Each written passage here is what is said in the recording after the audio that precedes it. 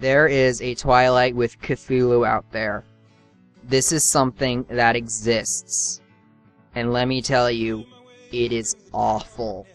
I bought it out of morbid curiosity when a friend told me about it, and when I actually started to read it, it made me cringe. This book is a distillation of everything that is wrong with stuff like Twilight, 50 Shades of Grey, Beautiful Creatures, and reading it was so hard. But I wanted to get to the end, because I wanted to review this, because it was that bad. First immediate problem is the whole story, which is really stupid. It's basically Twilight. Instead, you replace vampires with like the great ones. Who would want that? Who was asking for this? This is not something that needs to exist. And then we got our main character, Andromeda. Of course she has a name like Andromeda. We're just showing to Andy, who is so selfish, so awful, so passive, so boring. And the book thinks that the audience likes her. She is constantly, like, ignoring everything. She never questions anything, especially not when it matters.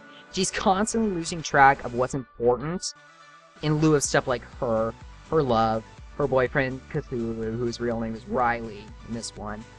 And it gets so unbelievably annoying at some points. Like, this is something that actually happens, like, when, like, Cthulhu Riley actually introduced himself. He uses the word priest, but he also talks about, you know, like, being a big great one, god, immortal, like, way above human comprehension. Her first reaction, no joke, is, wait, you're a priest? Does that mean you can't be with someone? I face-palmed at that. This is a perfect example of why people hate Bella from Twilight. It's that type of selfish that is really, really, really annoying, because it's so passive, but so unbelievably mean and awful. Like, she's constantly ignoring her friends, too. She ignores her parents.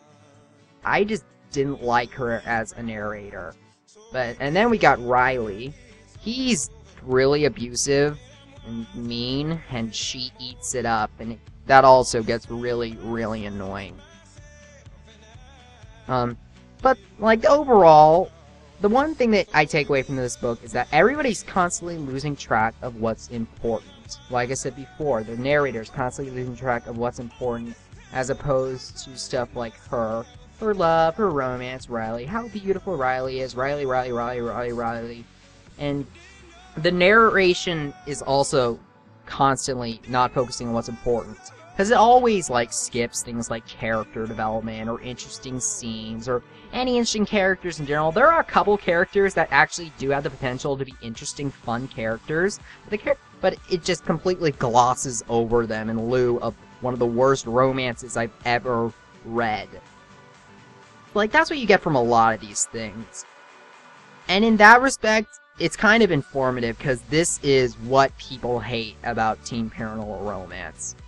It might be worth your time if you're looking for a laugh, because there are some unintentional humor. Because at one point, it was like, I am above you. I am the great one. And that is why I cannot go out with you. And that made me laugh. It's not a very good book, like, at all, but it might be worth your time if you're looking for a laugh. See you later, I guess.